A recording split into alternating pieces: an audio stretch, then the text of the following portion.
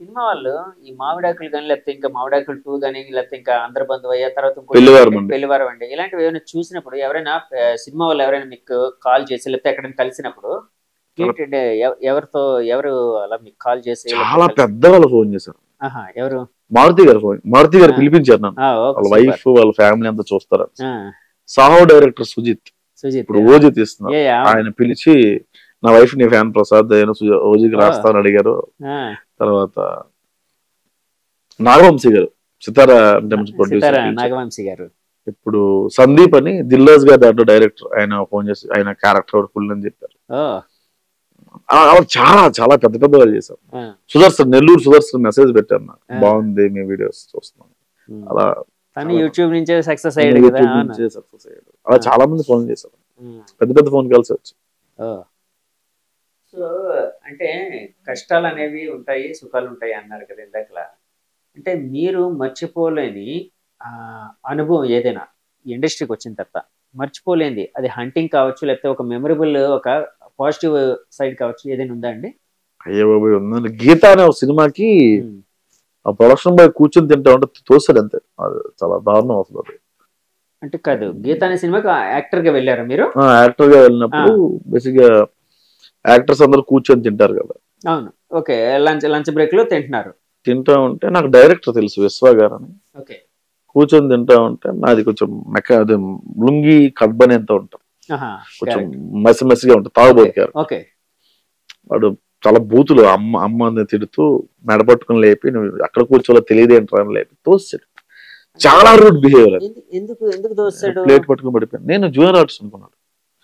Junior artist అలా behave చేయకూడదు. అలా కాదు, మీరు ఆర్టిస్టులు సరే మన దాంట్లో ఇప్పుడు ఎంత కాదనుకున్నా సినిమా దాంట్లోనే ఈ రకమైన వర్గీకరణ ఉంది. అంటే మనం ఎంత కాదనుకున్నా కూడా ఏవో కొన్ని సినిమాలు కొంతమంది, నేను విన్నాను పవన్ కళ్యాణ్ గారు ఎవరో, అంటే నేను ఆయనతో వర్క్ చేయలేదు కానీ ఆయన సెట్ లో ఎప్పుడు వర్క్ చేయలేదు కానీ ఆయన ఏం తింటారో అందరికి, ఈవెన్ జూనియర్ ఆర్టిస్టులతో సహా టెక్నీషియన్లతో సహా అసిస్టెంట్లతో సహా అదే ఫుడ్ అందరికీ ఉండాలని ఇలా కొంతమంది ఉంటారు.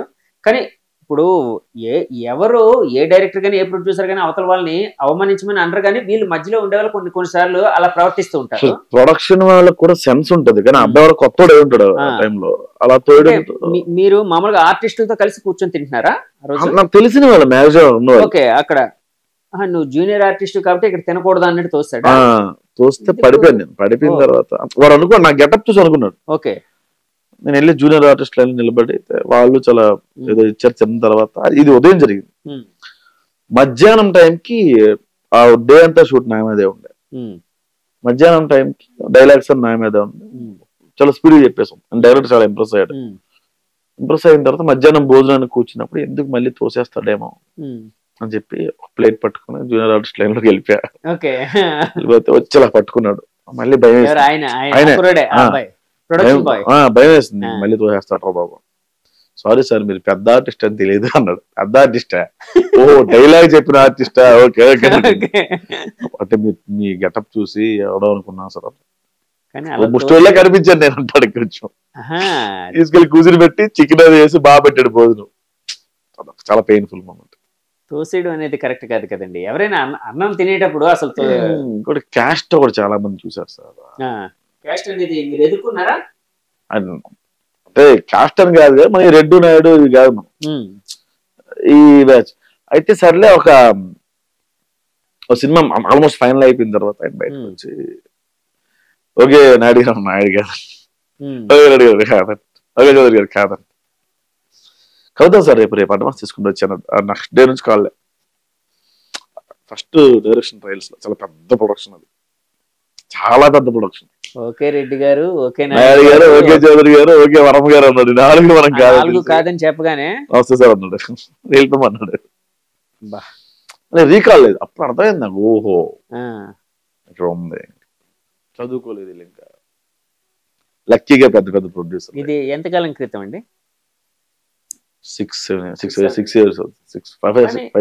ఇప్పుడు ఉండే ఇండస్ట్రీలో సరే కాస్ట్ అనేది సరే చాలా ఇప్పుడు రాజకీయాల్లో కాస్ట్ బేస్డ్ రాజకీయాలు జరుగుతున్నాయి. అంటే సౌత్ ఎక్కువ జరుగుతుంటాయి. అలాంటివన్నీ పక్కన పెట్టేయండి. అంటే కాస్ట్ అనేది యాక్చువల్గా ఒక ప్రముఖ పాత్ర ప్రతి దాంట్లో కూడా ఉంది. కానీ సినిమా ఫీల్డ్ లో కూడా, ఎందుకంటే సినిమా ఫీల్డ్ అనేది ఇప్పుడు ఈ క్యాస్ట్ ఆ క్యాస్ట్ అని కాదు, అంటే ఫ్రాంక్ గా చెప్తే వాడి వలన ఒక డైరెక్టర్ ని పెట్టుకునేటప్పుడు ఆ డైరెక్టర్ వల్ల డబ్బులు తేగలుగుతాడు లేదా, ఆ డైరెక్టర్ సినిమాని బాగా తీయగలుగుతాడు లేదా అన్నదే చూస్తూ ఉంటారు కదా. సో అలాంటిది అంటే ఇప్పుడు మీరు ఎదుర్కొన్నాను అన్నారు 6 ఏళ్ల క్రితం, ఇప్పటికి ఏమైనా చేంజ్ అయినట్టు అనిపిస్తుందా, లేకపోతే యాజ్ ఇట్ ఈస్ అలాగే ఉంది అనిపిస్తుందా? ఇప్పుడు వస్తున్న యంగ్స్టర్స్ ఎవరైతే డైరెక్టర్లు అవుతున్నారో వాళ్ళు మనకి క్యారెక్టర్ కి తన రిక్వైర్మెంట్ అనేది చూస్తున్నారు తప్ప, పాత వాళ్ళు ఉంటారు కదండి, పాత గో డైరెక్టర్స్ వీళ్ళంతా కాస్టింగ్ చచ్చిపోతారు అందరూ ఉన్నారు. ఇంకానా చాలా మంది ఉన్నారు, ఎవరో రేర్ కేసు కానీ మాక్సిమం అలాగే ఉన్నారు. కొంతమంది మంచి వాళ్ళు ఉన్నారు చూడు, కోడర్స్ నాకు తెలిసిన కొంతమంది ఉన్నారు, వాళ్ళు సర్లే వీడేదో అని ఛాన్స్ ఇచ్చిన వాళ్ళు చాలా మంది ఉన్నారు. కానీ చాలా మంది క్యాస్ట్ బేస్డ్ అవకాశాలు ఇచ్చారు. నేను రీసెంట్ గా ఒక సినిమా చదివి అడ్వాన్స్ కూడా తీసుకున్నా సినిమాకి. ఆ సినిమా అడ్వాన్స్ తీసుకున్న తర్వాత పటాలు ఎక్కేస్తున్న టైంలో లేదు మా క్యాస్ట్ వాళ్ళే హీరోగా ఉండాలి, మా క్యాస్ట్ వాళ్ళ యాక్టర్స్ అందరూ ఉండాలని చెప్పి ఇచ్చిన అడ్వాన్సులు తిరిగి తీసుకున్నారంట యాక్టర్స్ దగ్గర నుంచి, రికగ్నైజ్డ్ యాక్టర్స్ దగ్గర నుంచి. మీకు ఇచ్చారా అడ్వాన్స్? ఇచ్చారు. తీసుకున్నారా మీ దగ్గర కూడా? నాకు అదైతే ఫోన్ చేశారు నాకు, మీరు నా డేట్లు బ్లాక్ చేసుకున్నారు ఏమో, నేను వాళ్ళు ఏదో కొంచెం ఏదో బ్యాక్ డ్రాప్ ఏదో ఉంది, సెటిల్మెంట్ బ్యాచ్ ఏదో అన్నారు, చూసుకుందాం భయ్యారండి. అలా ఉన్నారండి చాలా 40-50 దాటిన వాళ్ళకే పెంట, ఇప్పుడు వస్తున్న వాళ్ళు లేదు అసలు. ఇప్పుడు యాక్చువల్ గా నిజం చెప్తే సినిమా ఇండస్ట్రీ అనేది పూర్వంతో పోలిస్తే ఇప్పుడు చాలా హెల్దీగా ఉంది. టాలెంట్ ఉంది అంటే వాడు ఎవడు ఏంటి వాడి బ్యాక్గ్రౌండ్ తో సంబంధం లేదండి, వాడు నిజంగా టాలెంటెడ్ అనుకుంటే అవకాశాలు వస్తున్నాయి, ఇస్తున్నారు కూడా. ఇప్పుడు యంగ్స్టర్స్ ఇంతమంది వచ్చి అవకాశాలు అంటే బయటకు వస్తున్నారంటే అదే కారణం. ఇప్పుడు కానీ ఇలాంటి చోట కూడా ఇలాంటివి జరుగుతున్నాయంటే ఒక విధంగా విచిత్రంగానే ఉంది. మీకు తెలియదు సార్ క్యాస్ట్ లేదా ఇక్కడ? అంటే నేను ఎప్పుడు ఎదుర్కోలేదు కానీ కానీ ఇప్పుడు కూడా అంటే బయటికి అనరు, బయటికి అనరు, కోళ్ళు వారు అది బయటికి అవ్వదు, నువ్వు మా క్యాస్ట్ కాదు నువ్వు దొబ్బే అనరు. లేకపోతే ఇలా తడుముతారు, జంజు ఉందా లేదా పప్పులు గుర్తుంటారు ఎక్కడ, అంతే సార్. ఇంటి పేరు బట్టి ఇంటి పేర్లు ఏముందిలేండి, ఇప్పుడు ఒక ఇంటి పేరు చాలా క్యాస్ట్లలో ఉంటది, అది కామన్ గా ఉంటది, అంటే చాలా మందికి తెలియని విషయం. అక్కడ అయిపోయారు. ఇప్పుడు బెహరా అనే క్యాస్ట్ చాలా దాంట్లో ఉంది, మీరు తెలుసా కదా? ఎక్కడ ఏ ఊరు అంటే ఊరిని బట్టి.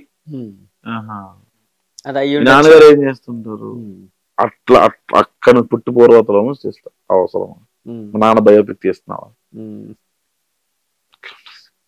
బయటికి చెప్పరు, లోపల అనుకుంటారు. నేను చాలా సినిమాలు చూసా, ఈ క్యాస్ట్ వాళ్ళే ఎడిటర్ గా, లైన్ ప్రొడ్యూసర్ గా, ఆన్లైన్ ఎడిటర్ గా ఉండాలి, అసిస్టెంట్ డైరెక్టర్ గా ఉండాలి, అది చాలా సినిమాలు ఉన్నాయి సార్. చాలా సీనియర్ డైరెక్టర్స్ వాళ్ళు ఇంకా బతుకున్నారు మన దృష్టి. అంటే కొంతమంది లేండి, అందరూ కాదు కానీ అందరూ కొంతమంది. అంటే ఎందుకంటే మనం జనరలైజ్ చేసేకూడదు. అవును. ఎందుకంటే కొంతమంది సరే ఈ రకమైన ఇది ఉండే వాళ్ళు కొంతమంది ఉన్నారు. అలాగే ఇప్పుడు మారుతి గారు మీకు అంటే ఫోన్ చేసి ఇలా మా ఫ్యామిలీ అందరూ, మా మిస్సెస్ అందరూ ఫ్యాన్ అనేటప్పుడు ఎలా అనిపించింది? ఫోన్ చేసి పిలిపించారా? ఆఫీస్కి పిలిపించారు. వెళ్ళిన తర్వాత చాలా పెద్ద డైరెక్టర్ పిలిచి అప్లాజ్ ఇచ్చారు. చాలా ఫ్రెండ్లీగా ఉంటాడు ఆయన, చాలా డౌన్ టు ఎర్త్. నాకు మంచి ఫ్రెండ్ ఆయన. కథ కూడా ఉంటే చెప్పు, చేసుకో, డైరెక్షన్ చేసుకో అన్నారు. మధ్యలో కొన్ని కమిట్మెంట్స్ ఉన్నాయి సార్, ఓకే అన్ని అయిపోయాక వెళ్ళి కూర్చుంటాను సార్ అన్న. కమిట్మెంట్స్ అంటే మిగతా సినిమాలు రాస్తున్నా, సో ఇవన్నీ సబ్మిట్ చేసిన తర్వాత నేను నా కథ మీద కంప్లీట్ కూర్చోవాలి అట్లా.